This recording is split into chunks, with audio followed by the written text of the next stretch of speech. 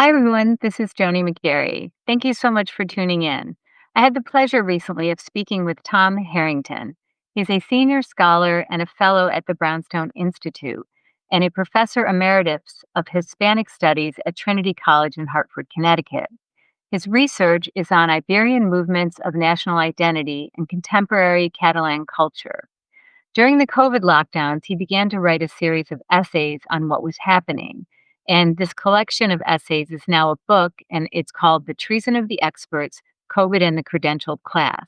We're going to talk about that book today.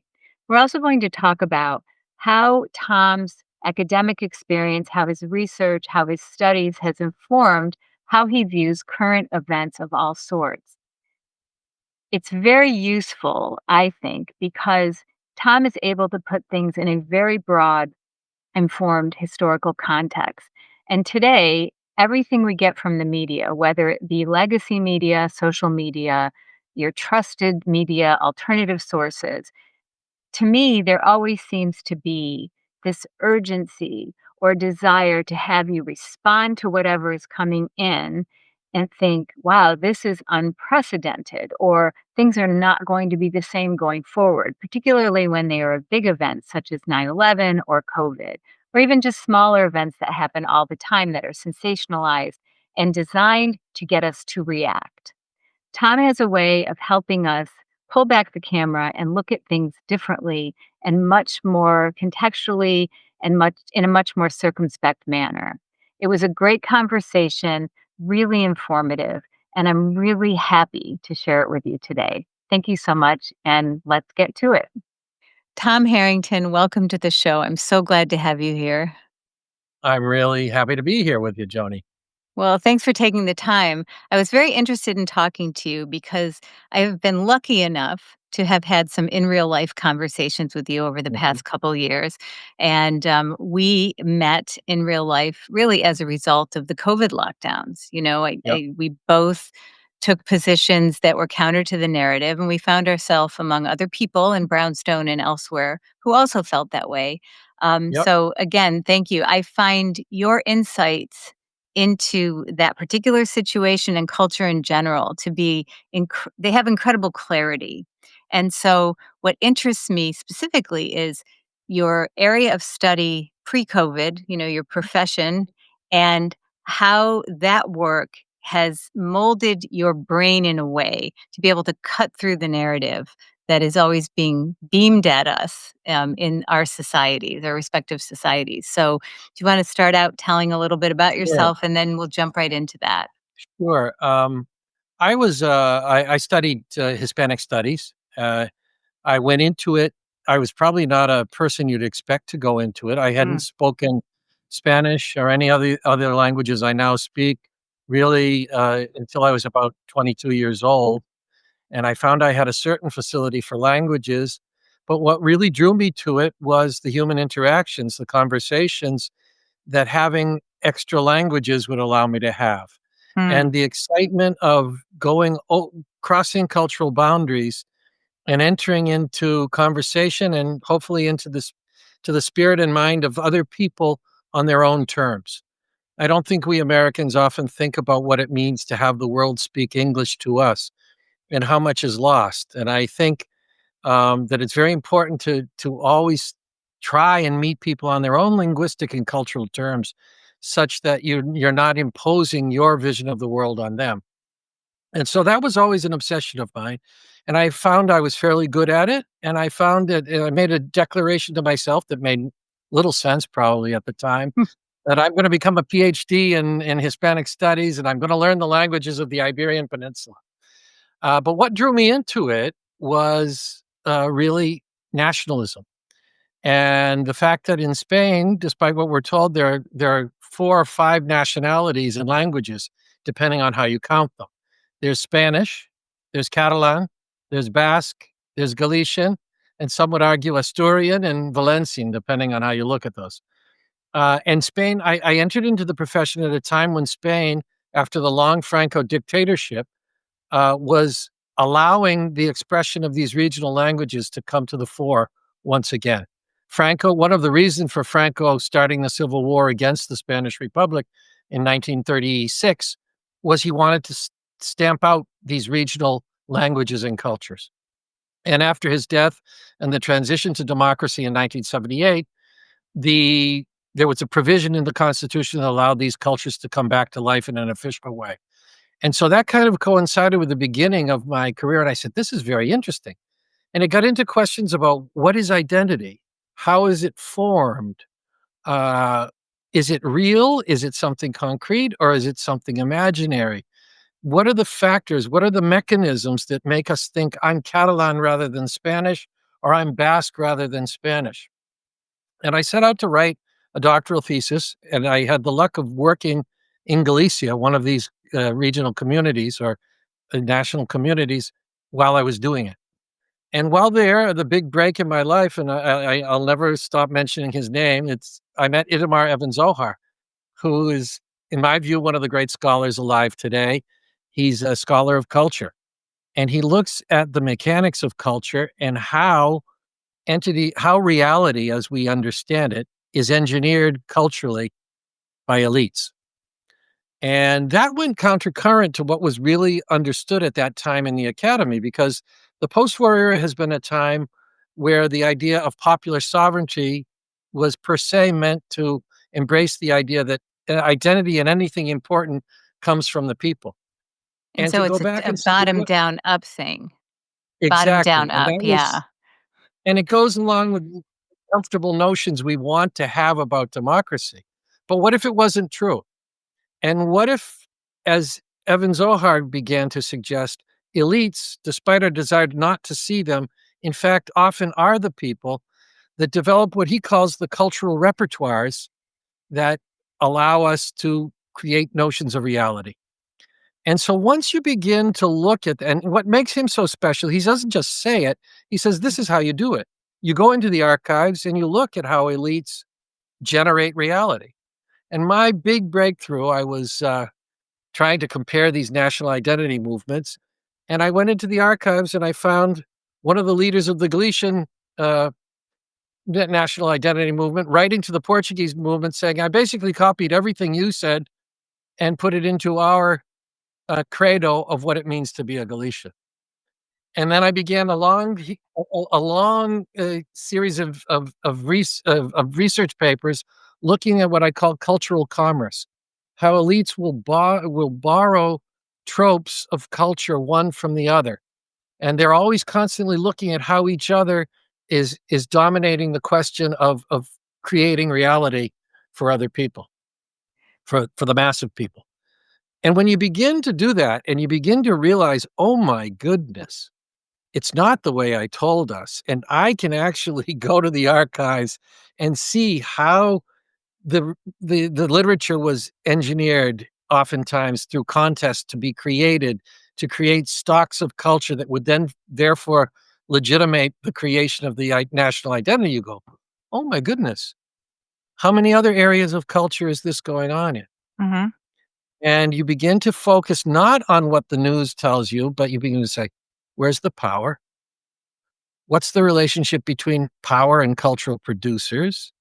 And to what extent and how are the stocks of culture, if you will, generated, deployed, and imposed upon the masses? It's a disquieting way of looking at things because it goes in the face of what we want to believe. But Mhm. especially at a time like ours, which I would argue is a late imperial time where things are breaking down, we're seeing our elites becoming increasingly brazen in their Very engineering of brazen. it. Yes. And so, with this as my background, I was kind of able to look at the mechanisms of COVID, and I said, "This is another operation. This is an operation being forced on us by the elites in a very brazen, and if you look carefully, quite simplistic way." Mhm. So that I could go further on that, but that's a bit of an introduction to it. So it sounds like very early on in your studies, I would say even in your 20s, you Yeah. were forced to pull the curtain back on how our societies function. And I think once you see that template, that game plan being, operational in a particular region, you know it's possible, and then you can't help but look at everything else a little Right. differently from that time forward.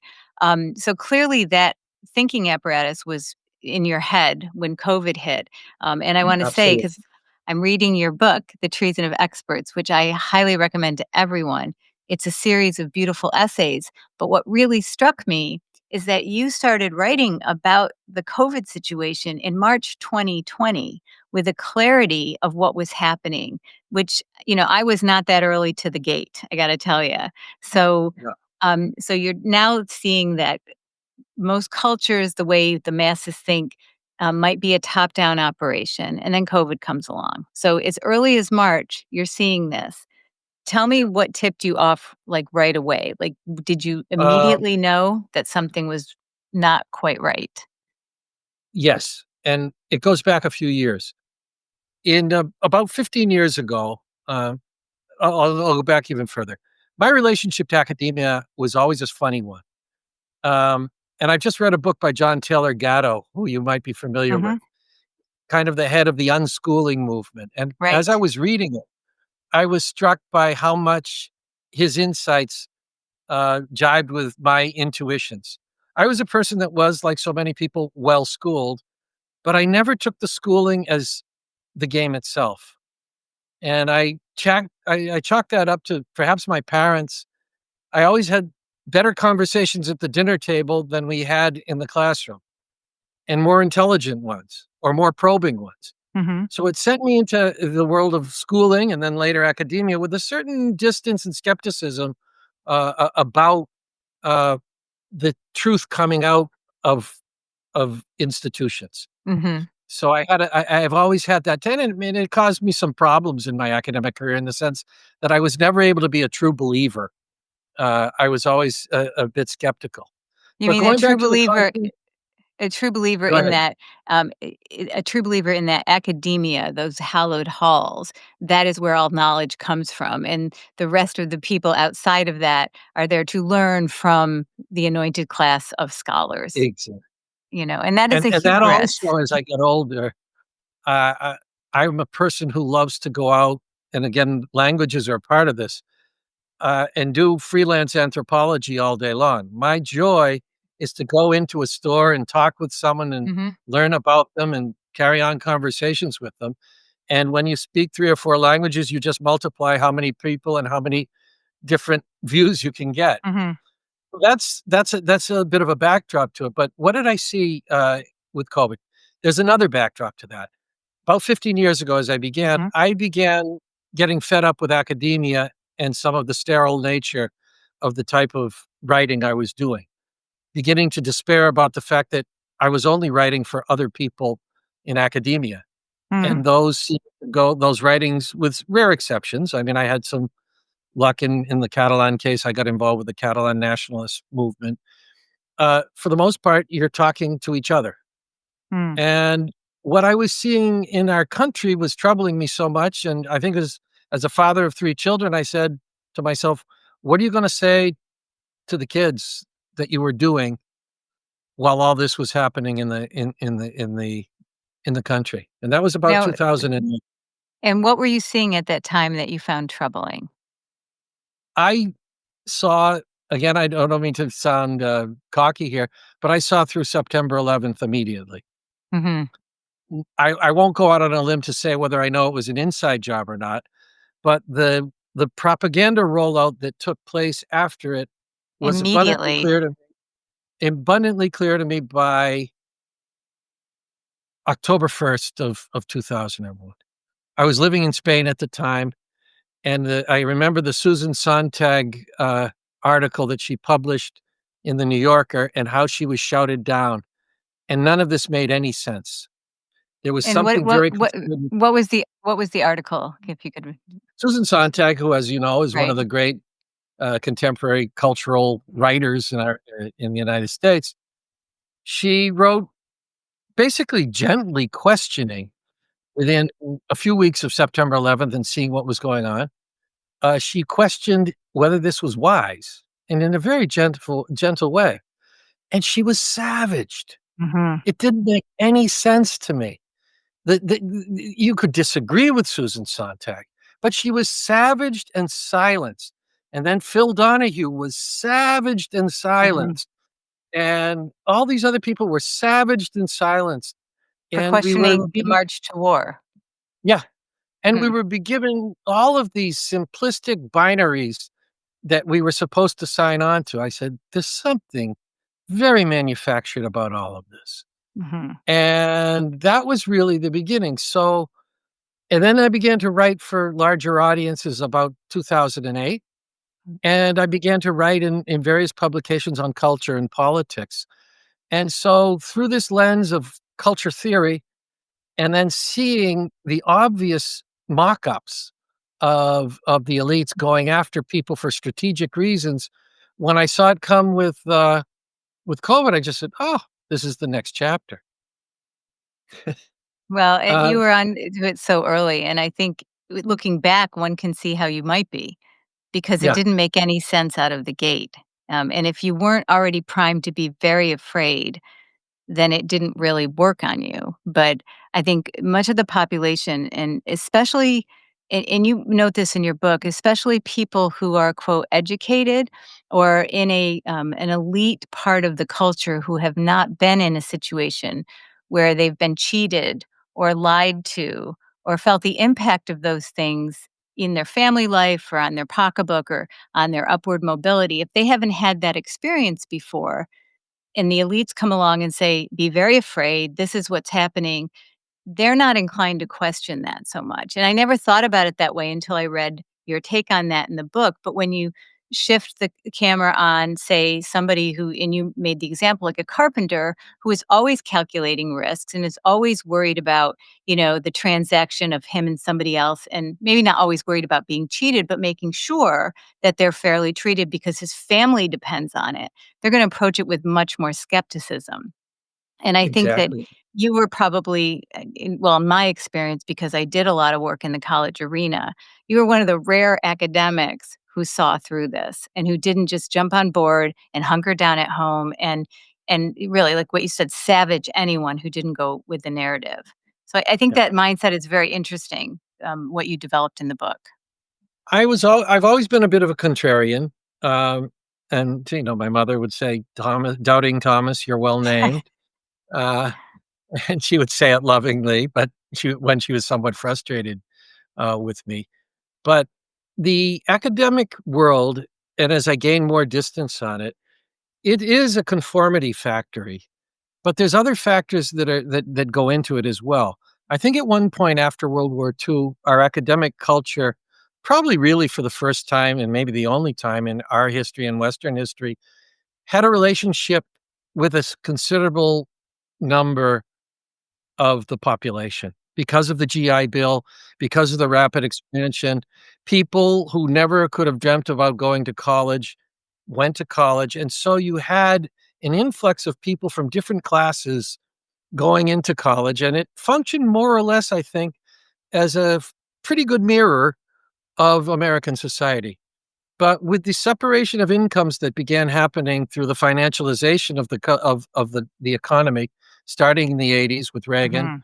and being basically extended up until our days, there's been a divorce between the college-educated class and the rest of the society. There's a wonderful book by Christopher Lasch. I think I might mention it in the book. It's called The Rebellion of the Elites, and he published it in 1990 or 95. I think it was published posthumously. And he's writing and saying, and he's using Ortega y Gasset, the great Spanish philosopher's rebellion of the masses, and turning it on its head and talking about the rebellion of the elites. And he saw the coming divorce between what I call the credentialed class and the rest of the society. And I give an example in the book that those of us who grew up, for example, my teen years were in the late '70s, my early college, my graduate years in the mid 1980s. All of us who, no matter what family you came from, you were expected to do work that was physical, and you were expected to do work that put you in contact with a broad strata, Mhm. a broad selection of social classes. That began to stop in those 1990s. It began to be, okay, can I get my kid an internship in the office of the investment firm? Can I do this? Can I do that? And those experiences of knowing, or at least feeling what it's like to work terrible physical jobs, boring jobs, Or just service jobs, jobs, like, service jobs, and being a also, waiter in gas stations or whatever. but also to know and have the experience of finding brilliant people who teach you things in those jobs Yes. that I'll that you'll never forget. I was working on a painting crew after I got out of college, and I was what I tell my kids, this was the clueless period I was in, and it truly was clueless. I didn't know what I wanted to do. I was angry. I was probably depressed, and I remember painting a wall in Somerville, Massachusetts, and I started talking with the crew chief, and he said, "Hey, what are you doing here, kid? You know, you went to a good college. What the hell are you doing here? What's your problem?" And it turned out this man was a lovely man. He was a recovering alcoholic. And he basically had dissected me from afar. He said, "You're working through something, aren't you?" And he had seen through me like no one else at that time. It almost makes me emotional thinking about it now. And I said, wow, maybe I am working through some stuff. And experiences like that, I could tell you, hundreds of them.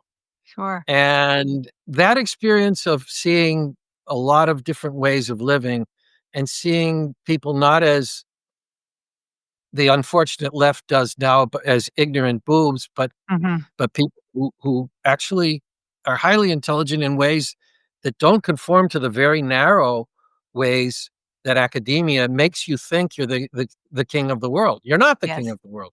Right. You know a very narrow slice of the world, and unless you make it incumbent upon yourself to spread your wings and not be limited by that in terms of your observations, you're gonna get ever more narrow. Yes. And and so that's what I've always tried to do, even though I work within it and I've been privileged enough to work within it, but to at least keep my eyes open and have respect and a condescending empathy for the lives of people who don't get to sit around and think about ideas as I do. Mhm. Or perhaps don't really even want to. Don't even want to. They just want to develop their intelligence in different ways. I mean, I always, I grew up in a small town, and I was from, I was probably the first to go to college in my family. My mother didn't graduate high school. She had some very, very hard circumstances. And rather than it making me a more humble person, it made me sort of an elitist who disdained people who weren't educated, and that went on for a number of years in my life. And that, fortunately, I just that's gone now. I don't feel that way at all. And there's this, I'm glad to become disillusioned with the notion that only academics or people who went to fancy colleges are worthy of conversation or whatever it is. And I've come to learn that people who aren't constricted by those views often have their eyes open and see things. Like I remember during the mandates, and I was talking to my mom, she's 91, and she said, I don't think I'll get a booster. A lot of people are making an awful lot of money off of this. I don't think I need one. I mean, and I thought, yeah, there you go. She didn't need to read all about it. Her instincts told her, based on her years of experience and her own intelligence, that something was wrong. So definitely, And I so saw you that. go Go ahead. ahead. No, No, go, there's a piece in the book I think you made an allusion to earlier about the carpenter we know. mhm, He said that he'd been working with his mask off all day long on crews, and I contrasted him with what I was hearing on the faculty listserv. He knew the statistics better than any of the faculty members. He knew the neighbor beside him knew them much better. Both had a healthy skepticism about what was being said. And mhm, meanwhile, my faculty colleagues were among, this is about as good a job as you can get in terms of comfort, and they were panic stricken mhm, about the very idea of going into classes again in the fall of 2020. Imagine, none of them knew the infection, IFR. None Mhm. of them knew how many people were dying. None of them knew the statistics. None of them had read the mask studies that by that time were crystal clear Mhm. that masks stop these things. They had nothing but uh, arguments to authority at their disposal. Mhm. And here were people who were going out and working every day who not only saw through it, but had the arguments of fact in a much more rich way than the people who are supposed to be paid to be thinking. Right. And they That's also that they that's also they could observe what was happening around them as well, rather than being hunkered down in a very narrow view and fed by CDC talking points. Because my experience in the academic world, when we started no college mandates, I remember we wrote this our initial like batch of letters to, the administrations and the boards of trustees to, these colleges. And we're like, we just have all the facts. And they're going to say, oh, thanks. We didn't see it this way. But instead, they had no curiosity and they just fed us the CDC talking points because, like we said, the academics could trust that world. So you're in academia. This is starting to unfold. Yep, You're starting to dissent.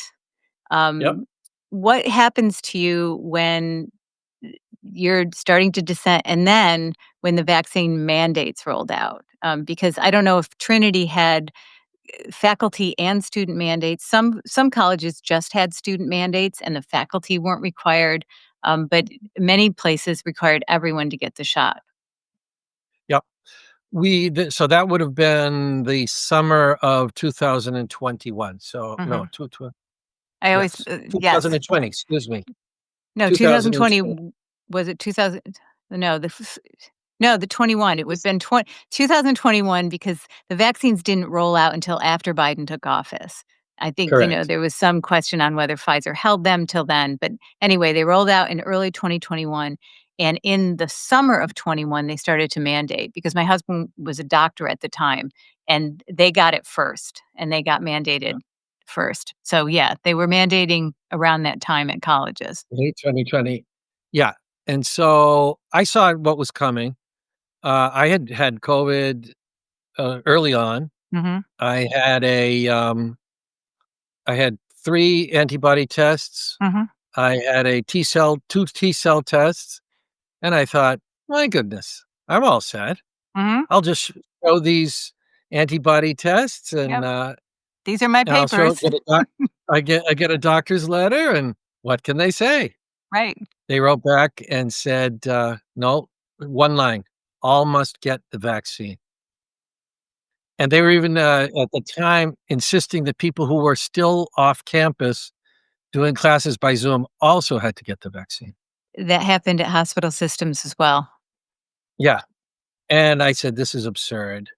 And I had also early on begun, again, I had begun to see the vaccine as the looming reason fairly early on in the summer of 2020. This didn't make sense otherwise because I was Mhm. reading about how doctors were using it, ivermectin to cure people. I also tuned in to people like Susharit Bhakti in Germany, well-known virologist, who was beside himself, saying what these vaccines would do, that this is a terrible thing, that these are unsafe.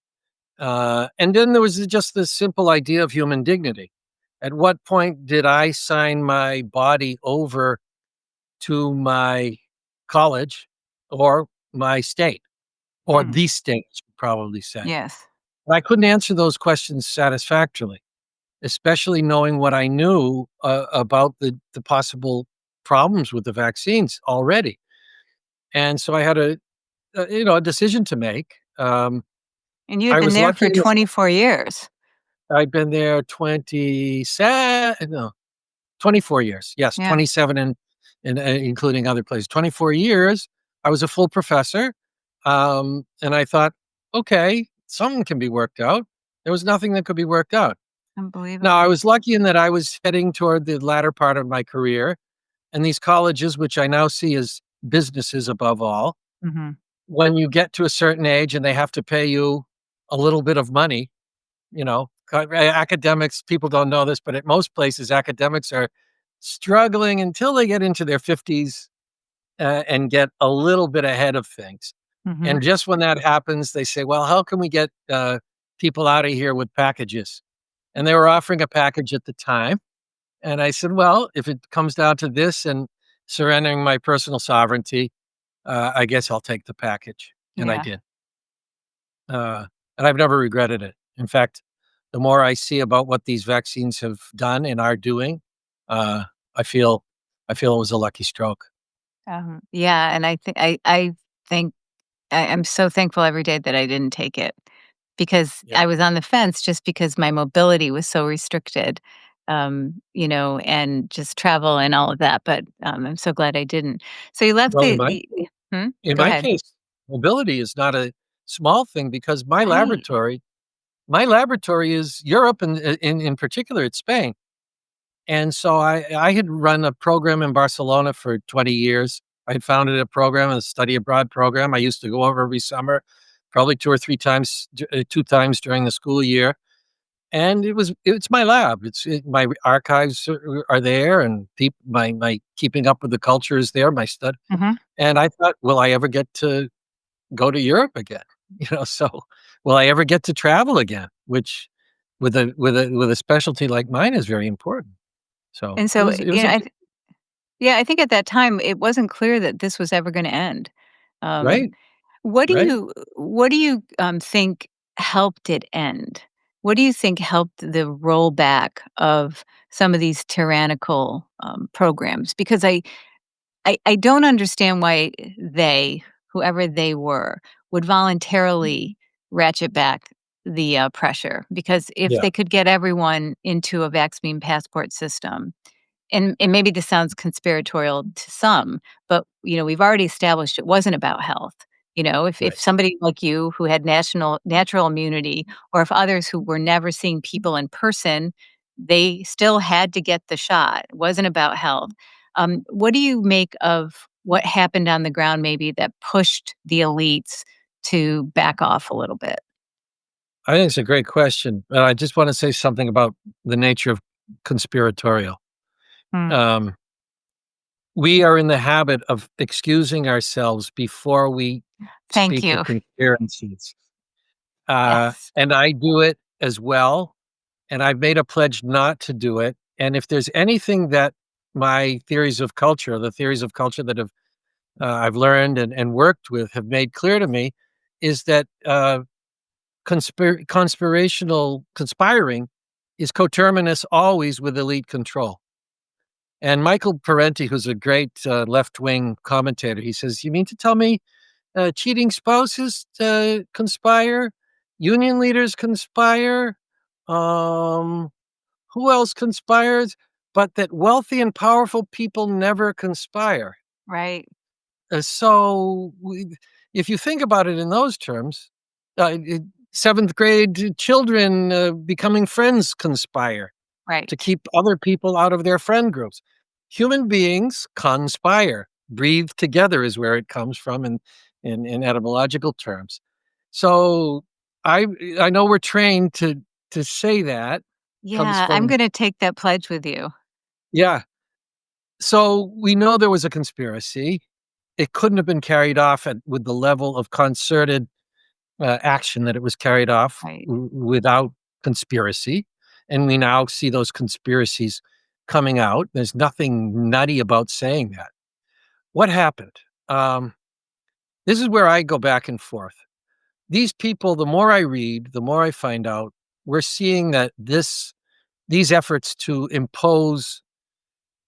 reimpose, if you want to look at it from a historical position, reimpose what had existed in before the Enlightenment on the population. Bring us back to a sort of Which was feudalism. what?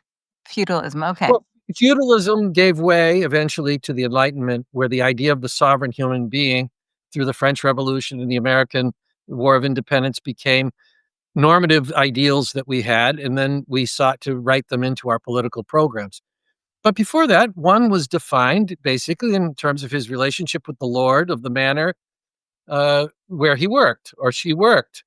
There was the right of the droit de seigneur, the ability to have sex with the women, the children you wanted from the feudal The populations around the castle. who the feudal And ever populations who, by the way, owned nothing and were well, probably not not today. very and they were not very happy. They're not very happy. Yeah. Um, and so when you begin to look at it in a broader historical stretch, you see that ever since the liberal revolutions, if you want to call them that, people in the elite positions have gnashed their teeth and have thought again and again and again, how can we put the genie of democracy back in the bottle?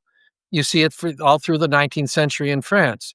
You see that's what the Spanish Civil War was about in the mid 20th century. You see it in our own history. And so this is a long-term project. And there's a wonderful book by Jakob Nordengard, who's a researcher from Norway, I believe, or Sweden, I can't remember, who's written a book on the Rockefellers and their systematic attempts, starting in the early 20th century, to reimpose elite order on a country that was becoming dangerously democratic. So that's kind of a preface to say there's a lot of machinery that's been working for a long, long time to, I don't want to say snuff out, but to curtail and eventually snuff out the idea of each person from whatever class having sovereignty spiritually, legally, and in other ways, and to put them back in a place of control or a place of being controlled. Mhm.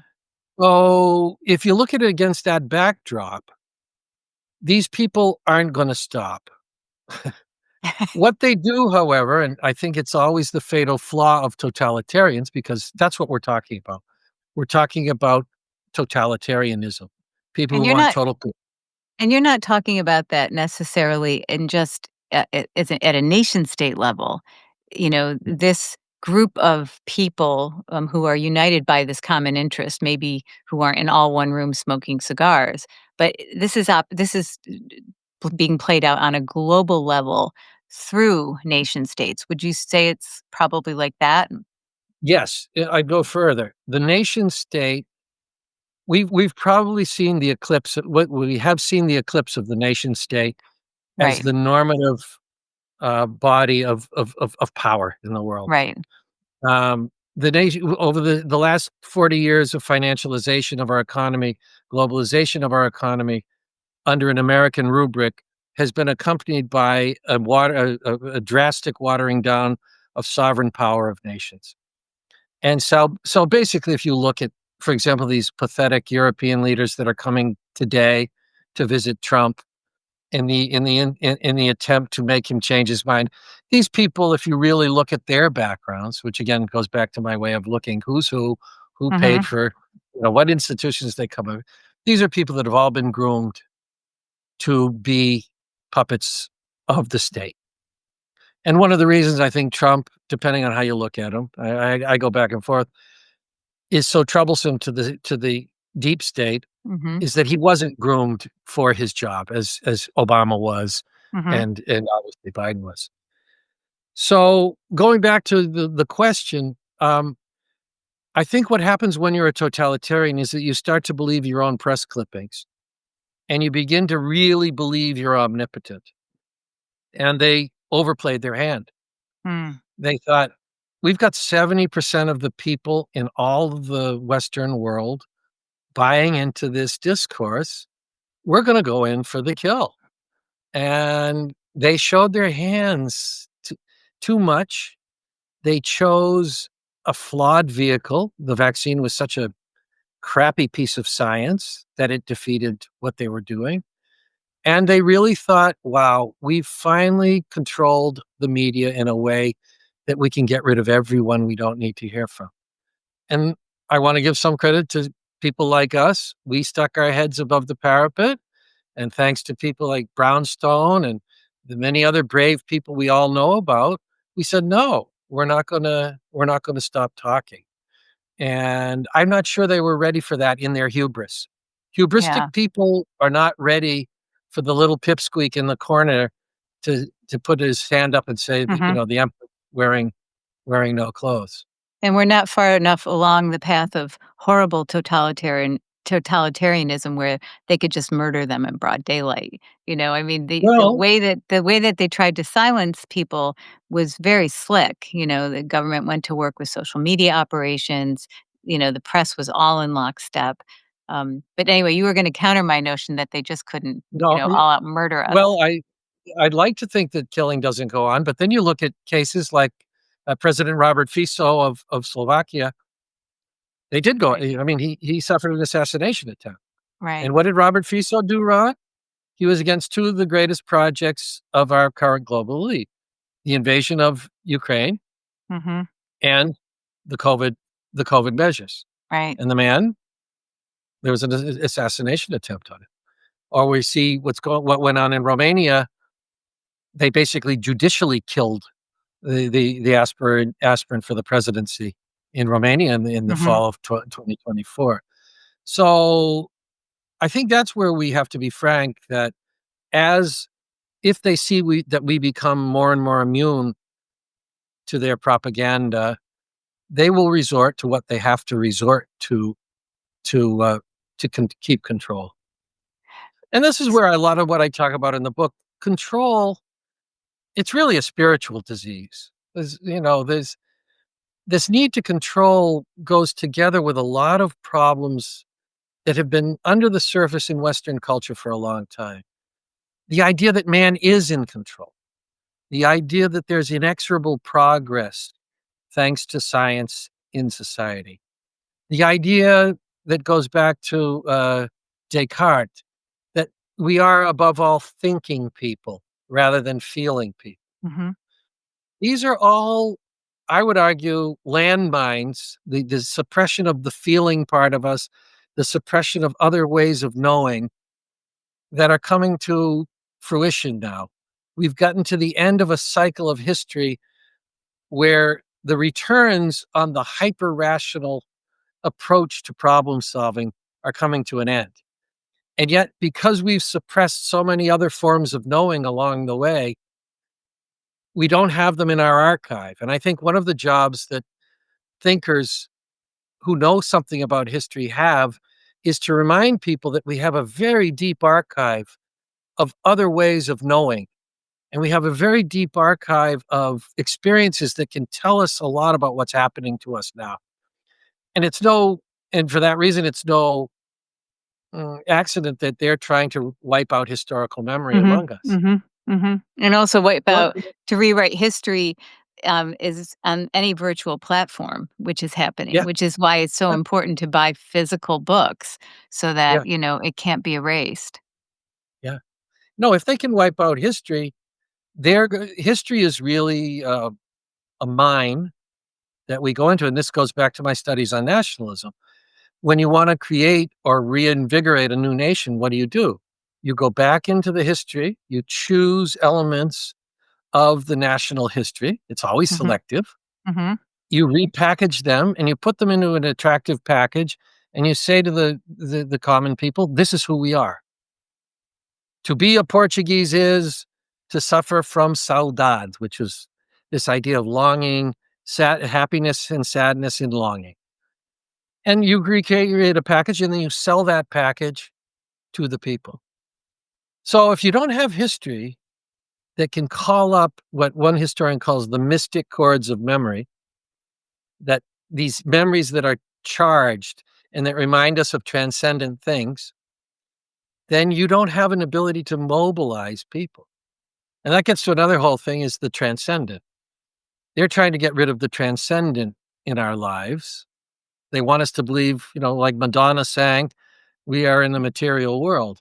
Right, and And you of you course, talk about consumerism in your book as being a real driving force of that, to stamp out any spiritual or religious need to be supplanted by consumerism. yeah, I've been very affected by a French writer called Guy Debord, who in 1967 wrote a book called The Society of the Spectacle, in which he argues that after World War II and the satisfaction for the first time really in history of most basic material needs in Western Europe and the United States, we began a new phase of existence that had never existed before, which is consumer. consumer capitalism, which depends on the constant creation of spectacles to drive it forward. And he says that we basically begin to get lost in the spectacle, and the spectacle begins to run our lives, and that the spectacle can always change its shape and its form in order to draw us back in, such that we stay distracted and don't think about more essential things in life. And it's a very devastating critique. And I used to teach it to some of my students, and they would say, "Professor, this talks about our lives perfectly." And then I'd say, "What can we do about it?" And they would say, "I'm not sure we can do anything." Well, especially the And young people would see it because they've if they can see it, because they've been brought up in it in spades because of the internet, exactly. and I because the mean, what decoupling from real life, from your family, from your ancestors, I mean, everyone's ripe for the picking by this system. absolutely. And then you add on to it the sort of cruelty of social media culture, which makes you as if it from 13 to 18, you're not hyper conscious of every flaw in your life and every possible flaw. To then know that you can be destroyed by a single tweet or destroyed by a single posting, my goodness. What can you use to counteract that? Well, I was lucky enough, and I suspect a lot of people in our generation were lucky enough. We had other people opining about what we were. We had grandparents that knew we were something else. When I didn't know what to do morally in certain, do I smoke the joint or not? When it's first handed to me, when I'm 14 or 15, Mhm. and you, well, what do the people I know and respect? What would they say to me now? Right, And that, it at least gave me another perspective, such that the spectacle I was involved with wasn't completely enveloping right, right. of my reasoning. Well, I You think know, so all of that is true, and I think you're right about the spectacle, happening all the time. It changes shape to keep us engaged, to keep us either buying something or buying the narrative or acting in such a way that is, that benefits those in positions of power to either make profit or to get something from the population acting in a certain way. And I think that apparatus is so well entrenched now because of technology. And so, from your perspective as a historian, as a philosopher, you're an artist, a poet, you're a writer, you are the Renaissance man. You are a really great thinker, I think. From your perspective, um, given where we are now and the tools they all have at quote their disposal, whoever they are, it doesn't really even yeah, matter. It yeah. impacts us, the normal people in everyday life. Is there any hope that things will change? Do we have to ride it out? Do you see an emergence? Could there be an emergence of the more spiritual and the more real as response to this? Or are we all destined for the digital gulag, kicking and screaming increasingly less and less as It time goes by? depends on the length of your historical view, That's why I'm and asking this is you. um, the short answer is, in the long run, it can't be sustained. In the short run, it probably can be sustained, and a lot of pain will take place because of it. Yeah. So then that leads to the question, what does one do having a consciousness of what you hope is a consciousness of what's going on? And I'm more and more inclined to look at things on the micro level. There's a book that, I don't agree with everything he says. He's much more conservative in a lot of ways than I am, by Rod Dreher, called The Benedict Option, in which he talks about how at the fall of the Roman Empire, the monastic movement began. And the idea of the monastic movement was to save the best remnants of Greco-Roman culture along with the emergent Christian culture that was being grafted onto it. Mhm. And the idea is that you had a certain fiduciary duty to hold on to those things. And if it meant separating yourself from society, you did so. Mhm. And everyone says, "Well, but that's no solution. You mean I have to," and it isn't a solution for our time. But then it gets into the question, are we living only for us? And are we living with an idea that we're part of a chain of time? We're one part of it. And do we have a responsibility to future generations to maybe save what we can, knowing full well that there may be a fairly strong immolation of these things on the broader scale? And it's for Americans, and I think Westerners in general, including myself, I say it now, but to live it is gonna be a whole other thing. Well, it's hard to get your mind around that that actually could happen to us in this time, right? Exactly. In fact, I used to one of the things of Evan Zohar's, cultural theories is not only that elites work from top to bottom and create culture, but that culture is constantly in motion on what you would call the diachronic, the 2 axes. In other words, the present day axis of time, what's going Mhm. on now, and then the longitudinal axis of time. I mean, And what so that came before means us and what comes after us? what will come afterwards, and that a given cultural artifact will constantly be transforming its cultural meaning and the set of associations that go along with it. And I would say to my students, "Well, this means that Shakespeare could be considered crap in 200 years." And they would say, "Oh, how could that be?" Well, it could be that the set of cultural accoutrements around it no longer saw it in those terms. Mhm. In other words, every cultural artifact is changing. And then I would say, is it conceivable to you that the United States could be a poor post-industrial country? And they would look at me as if I had just said the unthinkable. Right? But Because it think is about the unthinkable if you don't look at history. yeah, but think about the hubris in that Yes, attitude. yes, yes. Has there ever been an empire that has sustained itself, especially once it gets to the point of deep corruption? I Mhm. mean, it could go right Rome, Spain, Great Britain, Soviet Empire, and that's just the beginning, the Portuguese Empire, on and on and on. The empires rise and they fall, Right. and we happen, in my view, and it's not something people like to hear, but we're probably on the downward arc of this empire. So then the question becomes, what attitude do you what posture do you adopt, vis-a-vis that reality? Hmm. And I think mortality, and I guess I'm talking metaphorically about mortality of an empire, concentrates the mind. And so, if it's going down, what do we want to preserve of the many wonderful things that there are to preserve? And I think simplicity is better than complexity when in that game. Mhm. I don't know if talk about it in the book, but to me, some of the things that you and I have done in our face-to-face meetings, sitting at a table and talking Yes. and conversing. These are the things that humanize us. These are the things that whatever else is going on around the world, at least for the time I'm at a table with another human being who's consciously talking and consciously listening, I'm human and I'm human, hopefully humanizing another person. Mhm. And gosh, we need a lot of that.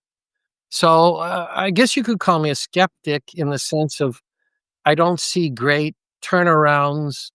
I see maybe we'll break things for a little while, but the trends are pretty well set, Yeah. when an empire goes bad.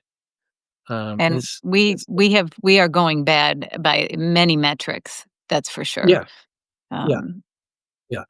so when you say, when you go back to the micro, when, when you ask the question, "What do you do?" And that would include things just as what you just said, sitting and talking, breaking bread together. And what Making other bread together. way will you live in these times to increase your humanity and to preserve something for your children and maybe their children? It's a constant thought in my mind, and I'm constantly, concerned that I'm not doing enough or doing well enough, Mm, um, because it's hard with my children are now adults, and so the ability to intervene, you don't wanna be helicoptering around with your children. You Well, I don't always wanna do be. wanna be, but I really I resist do it. exactly. I do wanna be. I think we talked about that once. I do wanna be doing it, but I know Yeah, I'm it's not not gonna say right. I don't, but I Right. resist. But how what can you do from this new position of fellow adult to help the people you love, to inspire them and yourself to stay human? And I guess it's to be, and again, this is a constant struggle in an age of distraction, to be as mindfully present as you can when you get the opportunity to be with them and with other people. I hate it when I find myself being distracted. Hmm. I say, and if the phone comes up and I get flustered and I have to talk to the phone, and I'll say, "I'm very sorry, I had to do that." I'm trying. I don't juggle the two things very well. I want to be present. Um, how else? Another important part for me is beauty Mhm. and gratitude, which for me I discovered later in life go together. Um, Beauty, and I think it's very interesting, the uglification, the aesthetic Yes. uglification of our society on so many levels, and there's got to be a reason for that. Um, It's uh, demoralizing. It it's really very is. demoralizing, and Mhm. you've seen, I don't know if you've seen some of my photography. I've fooled I around have, with it's photography. yeah, it's I went to your website today and, was really struck by your poetry, your photography, and a statement that you wrote. May I? Yeah, When sure. is okay, and it just basically saying, I am overwhelmingly I am wait, I I can't even read my, okay, anyway, dot, dot, dot. You are someone primarily concerned with chasing light, the light that manages to sneak through the thicket of verbal obfuscation within which we seem increasingly condemned to exist, the dying light at the end of the day and at the latter end of life, but most of all, the fulgurant and unceasing light of children, courage in the face of fear, and unhurried hours shared at table with friends of trust and goodwill. And I don't know if I pronounced the vocabulary words quite right, Yeah, but yeah. that is as beautiful as a statement. Just the way that you're inclined to search the chase the light, and it seems like you do that through your words and through your viewfinder of your camera. Um, it really yeah, it bowled me over, your website, it was Light beautiful. light light for me is that kind of, that passage talks about. Light for me as I've gotten older, I grew up hearing light as a metaphor within the liturgy of the church as a young person. But when I finally allowed light to be a physical reality in my life, and I found myself loving light at the end of the day and feeling incredibly elated at the sight of light, I realized I had this obsession with light. And because if you really think about it, if you want to get metaphysical, even if there isn't a personal God, there is something, the energy that comes from the sun is primary to our lives. And yeah, light has become an obsession. Uh, I think the website, I call it "Words in the Pursuit of Light." Yes. And then there's the other problem that kind of comes up with this. How can you use words such that they're clarification and not obfuscation? Because the one of the problems with intellectual life oftentimes is our words become a scaffolding, or become a shield that we use to keep away from the emotional and physical and um, non-intellectual parts of our being. They shield So us from how real connection with people. Yeah, Yeah. and a lot of that goes on in academia, that the words become this sort of Look at me. I'm dispensing to you knowledge, and that knowledge protects me from my ability or my need to have to be present on equal terms with you. There's a lot of that that goes on. And how to cut through that, especially as one who comes from academia, Mhm. how do you cut through that? And the answer, insofar as I have one, is invoking and being older helps invoking sincerity as much as you can, as sincerely as you can Mhm. in yourself. And that's another way of becoming more nude, if you will, before Mhm. the world, Yeah. putting your position yourself in a position of, I don't like the term vulnerability because it is used melodramatically a lot, but putting yourself out there and saying, well, here I am, 60 something years old. I think I've learned a few things. I think I've felt a few things. I think some of them might be worth sharing. I don't want to lord over anyone, but I want to say something about what I've seen in this world. Yeah. I think it's easier, that's well said, by the way. I think it's easier as you get older, or, I'm relieved to find that now that I'm north of 60, I think we're probably about the same age. um, I no longer feel like I have to walk into a room and prove myself or to show you that I'm this or that in order to be acceptable. And that's everyone has their childhood scaffolding of where they fit in and how that's all forged. But it's so nice to be able to drop that away. And part of the joy of doing this podcast actually is because it puts you face to face with that all the time, because you may make a fool out of yourself every single time or put something out into the world that is absolutely not necessary. But it enables me to open up and learn a lot, and to just continue to drop the pretense to myself that there's pretense necessary, if you will. And then of course there's all the vanity that falls away as you get older that frees you up to have real human interaction. But that's like, Yeah. besides the point of great civilization. Um, Before we break, because we're running up on time, I think you've already answered the question. The eternal question for me is, how do you live well during this age of lies? And I Yeah. think you've already answered it, but if you have anything to add on that, during this crazy chaotic age, how do you live a good, joyful, meaningful life? One of the things for me is beauty and trying to be conscious. Maybe I mentioned this earlier of the absurdity of our Right. existence. Exactly. But Yes. seeing that absurdity not as a thing to be troubled about, but looking at it, it could be otherwise. We could have never been here. This ride we've been on with its happiness and its sadness is in and of itself an amazing thing. And I think I was mentioning another thing I'd like to mention is another term. I think I mentioned radical amazement, Yes. but another term, radical amazement, which comes from Rabbi Joshua Heschel. Um, and it's this idea that you need to keep the amazement of this absurdity of being alive in you. But there's another term that comes from a philosopher who I've come to really like. He's a Catalan philosopher. His books are now published in English, and it's called The Intimate Resistance.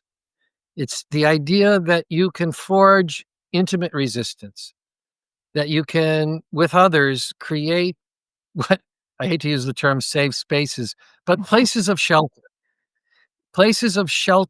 where fellowship, good fellowship, and goodwill Hmm. are present, and that protect you from the often chaotic world, and a world that, as we've talked about, is often trying to monetize us, to strip us of our inherent dignity, to strip us of the fact that we're something more than just flesh and blood, and that can be used by others for certain very banal material ends. Hmm.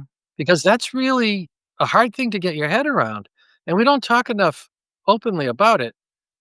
there's a lot of people that believe we aren't uh, each unique beings Right. and who believe we are instrumentizable into their plans.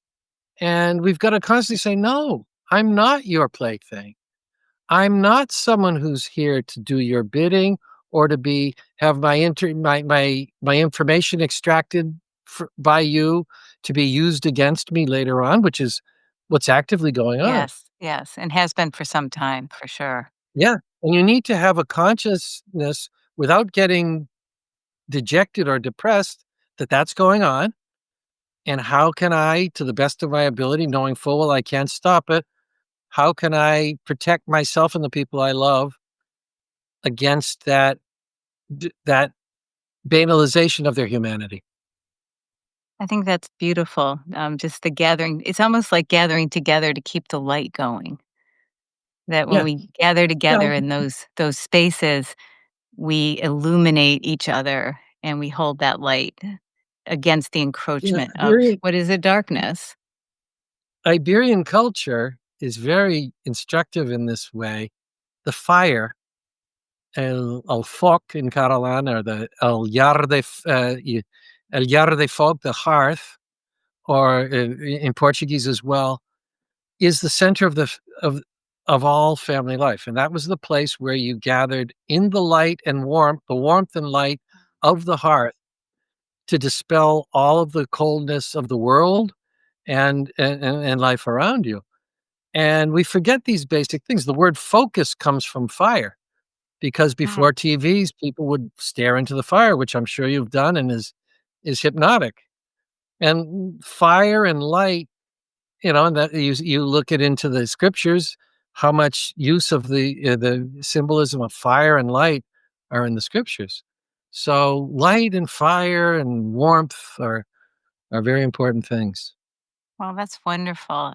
Thank you so much for taking the time and to bring your light into my life, Tom. I really Well, appreciate thank it. you, Johnny. Sorry about the You always technical bring difficulties. you always bring light to mine. Well, thanks. And let's talk again. Let's do this again Okay, sometime. will do. I would love Is to. there before we break? Do you want to list where anyone can find you, which I'll put in the show Sure. notes? Yeah, the book, as you mentioned, is the treason of the experts, COVID and the credentialed class, and that could be So found good. on many different websites. If you don't Mhm. like Amazon, I think it can be found in other places, but Amazon certainly has it. I think in three different versions: hardcore, hardcover, uh, Hardcore for those who hardcover, can take it. Soft cover. hardcover, hardcover, Kindle, and audio. Uh, I also have a website which I maintain from time to time, which is called um, uh, what did I just say? Well, Words in the I'll Pursuit find. of Light. Yeah. Words in I'll the I'll Pursuit of Light. I also have a site at academia.edu, which has some of my academic writings. And so between that, you can get a picture. And of course, I write regularly at brownstone.org. You have like And 100 essays there. Yes.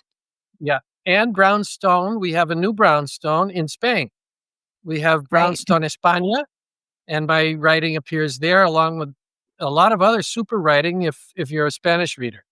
So Great. and that's a project I should have talked about that's going very well. And we're Do you trying to wanna say a bring the couple idea of words about that? brownstone. Yeah. One of the problems I think I saw and many others have seen is that this is a worldwide problem. The level of communication and coordination that was necessary for carrying off COVID was coordinated not only within our own government, but across Yeah. borders. And it was Yes, very yes. clear. And so, insofar as we're going to be able to resist against it, we need to create cohesion among people from different countries who are seeing what's going on.